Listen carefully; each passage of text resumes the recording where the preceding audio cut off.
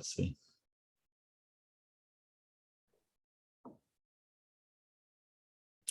Hello and welcome to the Aim Size Shooting Greats YouTube series. Today we have Lindsay Zastrow, one of our sponsored athletes, and overall great sparkling personality. She's a hunter. She is a archery competitor, and very successful in both fields. And she's been a guest on multiple hunting and shooting podcasts. And she's we're glad to have you here. Thank you very much. You're welcome. So, because the Aim Size is looking to be, the leader in the shooting community, and we want to introduce more than just our products to the markets. We wanted to bring in, people who are successful in shooting, archery, hunting, that kind of things, and share their story with the community, and also some of the strategies and tactics that make them good at what they do. We're going to start with some basic questions so that the audience, for those of them who do not know you, knows a little bit more about yourself. So real quick, who are you and what makes you a key person of influence in our industry? Well, like you mentioned, I'm Lindsay Zastrow. I am big into bow hunting and competitive archery.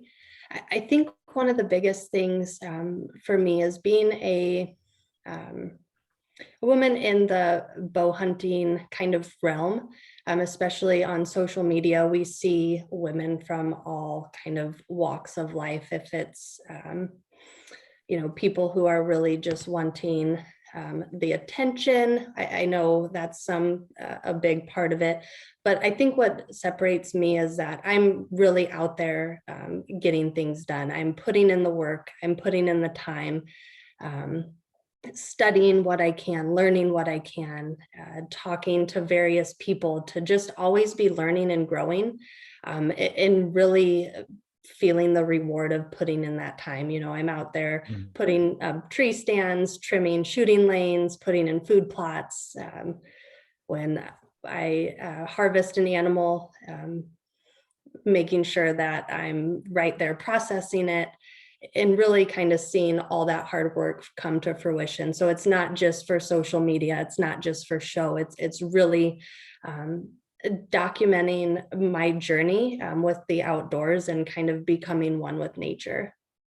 Yeah, no, that's really great. And, you're obviously recognized in the community, not just in social media. And, we see a common thread amongst our other guests, how they basically do what they do, not just for themselves, but also to promote the sport, promote the, the lifestyle to others who may not be familiar or maybe on the fence. And that's a great, great message you're sending.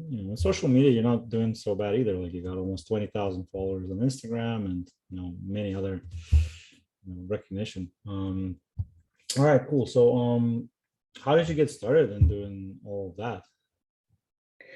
With kind of social media or hunting? No, like you're hunting and fishing and shooting and archery and all that stuff. Yeah, so growing up, my grandpa was big into hunting, and then my other grandpa was a big farmer, and so was always kind of around the outdoors. Fished a lot with my dad, but never really went hunting. Was into softball and basketball, so that took up a lot of my time growing up. And then after I came back from college, had the opportunity to kind of get out and shoot guns with grandpa and shoot his crossbow a few times, and then was able to shoot one of my friend's dad's compound bow for the first time, which was, the draw length was so like 3 or 4 inches too long. It was like 10 pounds too heavy, but did it anyway, and just kind of started falling in love with shooting sports. And I think being an athlete of after college, wanting to find that next thing I could be competitive with. And so that's what really sparked my interest. And then when I kind of caught the hunting bug, it was my first ever sit in the woods. Had my bow, was all ready, and it was the rut. And I had, I was given a set of antlers and was like, hey, rattle these together. And I was like, I don't know what I'm doing, but sure. So I clinked those antlers together, and this absolute monster of a deer flew over this hill down into the valley I was. And I was in such awe, like I couldn't move. I was just like jaw on the floor, like, oh my gosh, this is incredible to see, these magnificent animals just that close. And that was a great learning experience. I was in such awe. I didn't even grab my bow. I was just like, oh my gosh, this is amazing.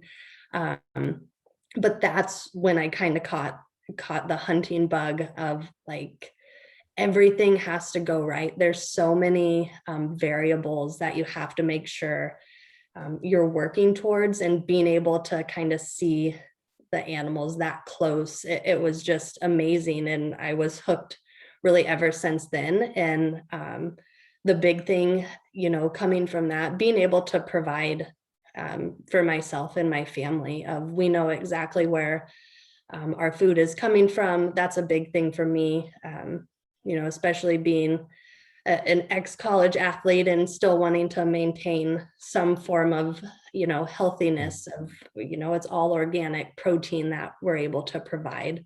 So that's a big thing as well. Awesome. Yeah. So you were an athlete in college. What sports did you play? I actually played softball in college, and then had the opportunity to play basketball in Spain after college for a year. Oh, nice. And came back to Nebraska. Yeah. Okay. Yeah. No, that's awesome. And, I'm gonna introduce a couple of questions regarding to that later, like basically what kind of things you brought from those team sports into what you do now. All right. So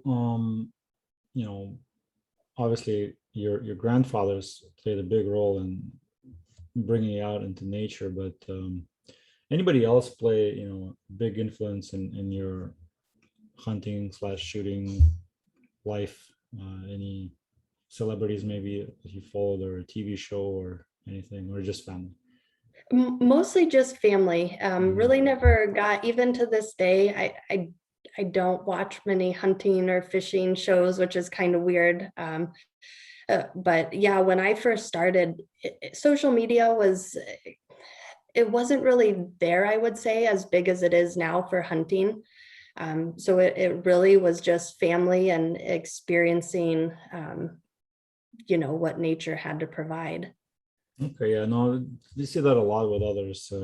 It's the family, bringing everyone together and going outdoors and just spending time as a family. That's what a lot of people cherish, and that's why they keep doing what they're doing. All right. How do you feel that what you do on social media and just being almost like a public figure helps others becoming better, or maybe like starting in this? Yeah, I think one of the really great things, social media always has its pros and cons, but one of the really great things is a lot of the other women I've been able to meet who have had questions, or maybe haven't felt they've been in like an environment where they could ask questions because they were afraid of looking or being looked down upon. And so that's been great of, when just with the pressures of social media of, women being like, oh, I feel so pressured to, have a harvest picture or this or that. And it's, having those discussions of getting back to, well, why are you out there? Don't lose sight of the enjoyment of being in the woods, your passion for the outdoors, focus on that. And then if you have a harvest picture to post, great. If you don't, like, still enjoy what you're doing out there. And also being able to get to make friends from other states who have the same passion. I met a group of women. I was able to go spearfishing up in Minnesota with them just from connecting on social media. So it's been awesome to connect in the regards of kind of mentoring women who are just getting started, but also establishing lifelong friends who have the same passion. It's really great, and I hear that a lot. How even though you don't know this, but there's a lot of people watching what you do, and it inspires them and possibly helps to change their lives. And that's a great feeling, I bet. All right. Thank you for sharing, the origin story and why you do what you do. But now we're going to switch gears a little bit and kind of dive into the more, nitty gritty of what makes you good with the bow and with the rifle, and maybe help some others who are watching and listening to get better at their game.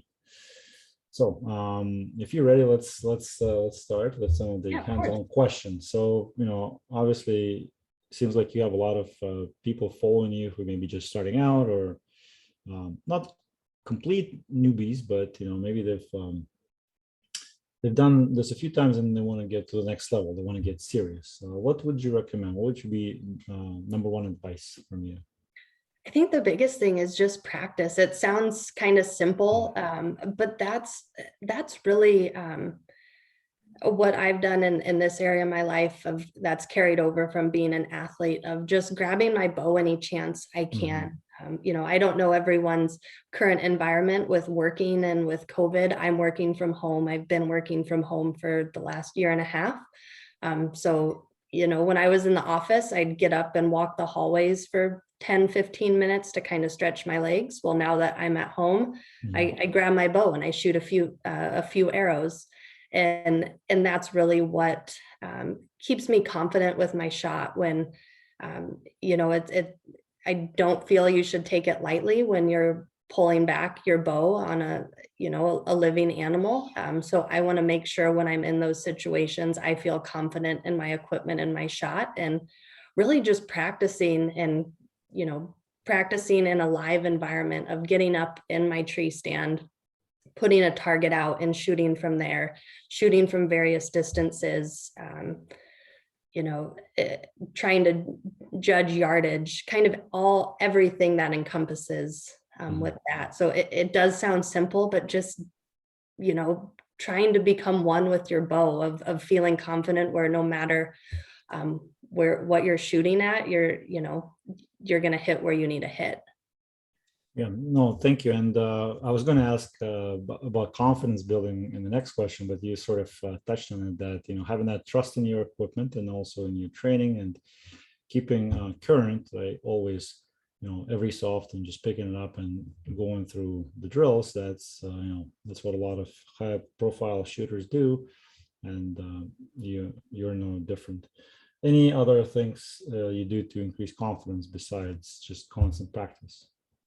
I think one of the things, because I know kind of that buck fever is really hard to replicate, but one of the things I actually do is I'll go on like a run or jog up and down the hill a few times to really get my heart rate and breathing up, and then grab my bow and really try to work on my breathing, work on calming myself down, and trying to shoot in that kind of higher pressure environment, if that makes sense, just to kind of help with the muscle memory for when I am in the stand and I have, that buck in front of me and I'm trembling and shaking and nerves are getting the best of me. I can just trust the process and trust the muscle memory. Yeah, no, I like the trust the process, and putting yourself into elevated levels of stress artificially to actually simulate how you're going to behave in the real world. Yeah, that's good. We did something similar with the military shooting, where we would run up and down and do all kinds of things to simulate shooting in combat. All right, cool. Now, how do you motivate yourself? Like what motivates you? I think with hunting, our family loves to cook. And so, as cliche as it sounds, like the motivation of being able to go from field to plate or field to table, that's a huge motivator for me. Especially, I just had a little girl, she's 3.5 months now, and really wanting to show her the value of putting in hard work, of being able to provide. So even, I shot a buck last year while I was pregnant, and that was very special, of just being able to be out there. But now that she's, here I have even more motivation to be successful, and she probably won't remember this hunting season, but it's still wanting to show her kind of there's no limits for what she can do or be. And hopefully later this year she'll move to some puree food, and I'd love to have some venison for her to try. Awesome. Yeah, definitely. This using yourself as an example for inspiring others. That's a huge motivator. Yeah, for 100%. So obviously, you're a busy mom. You have a full-time job, and then your big family commitments, and maybe a lot of other things that take up your time. But how do you manage your time, and how do you stay disciplined with all of those commitments? Yeah, for me, it's really just prioritizing, of knowing kind of our week beforehand. The work I do, we actually plan our work on every Monday, so we know what we're working on through the week. And I try to keep that in mind. So if I thankfully have a pretty flexible schedule. So maybe if the family wants to get out and go do outdoorsy things, or if I want to go hunting later in the week, or maybe earlier in the week, I just kind of shift my work. And so that's really how I balance it. A lot of calendar reminders and a lot of looking at the weather to see, especially now that it's hunting season, which days might be the best to get out, and then just shifting work. And thankfully, AJ, he's phenomenal. We're a great team of being able to help. He loves outdoors. He loves to hunt. So just being able to balance that with 3.5-month-old. Can't quite take her out to the blind yet, but definitely taking turns, and understanding that we have, our biggest commitment is our daughter, but we still want to get out in the woods. That is beautiful. Life doesn't end after having kids. It's a lot of people don't realize it. So I'm glad you're a living example of that. And all right. Obviously, again, sounds like there's a lot of stressors in your life, but focus on calmness. What role do they play in your hunting and shooting, and how do you become more focused and calm when you are about to go into the woods or onto the shooting stand? Yeah, that's a great question. I think for me, it's just understanding, like, when I grab my bow or go out, even if it's just for target practice, that's kind of my own personal me time. That's my way to kind of escape and relax. And so I really do my best. Like, the minute I grab my bow, just everything else is left behind. Almost the analogy of walking into a new room, shutting the door. Everything else is behind me, and really just try to be in the moment, and work on breathing, and work on form, and thinking through kind of the process. And then the same when I go hunting, of, the minute I either step out into the woods or step out of the truck to walk to the stand, it's everything's left behind. I do my best to, leave, don't get on the phone, don't do anything, like really just appreciate those moments and in that time. Yeah, in our current super distracted and disruptive society, it's really difficult to detach yourself from all the distractions. But I love the analogy of stepping into a different room and closing a door behind. I think it's very powerful. And then, I don't know if you do it, but a lot of athletes, they practice visualization, and I would almost visualize myself doing that. Actually, that's a great tip. Any other mental prep things that you do, like again, any other sort of visualization, positive self-talk, anything you do to mentally prepare yourself for that mission in the woods or in the shooting stand? Yeah, I think the biggest thing I do is I do try to at least shoot one arrow before every time I go out hunting, just to kind of give myself that reboost of confidence. So just like that last, I don't want to be second guessing anything, like, oh, did my sight get bumped? Did this? Because I tend to be a worrier in general. And so I have felt that if I can take that one shot in the shop before I go out hunting, it really allows me to focus on the task at hand and not have those kind of doubts creep in. Okay, that's an interesting. So it's sort of like a physical pre-check as opposed to a mental checklist. But yeah, Yeah. I once remember we trained with the U.S. Army Rangers, and they have a set rules called, PCC, PCIs, pre-combat check, pre-combat inspection, and that sounds almost like that. Test fire, actually doing the shop.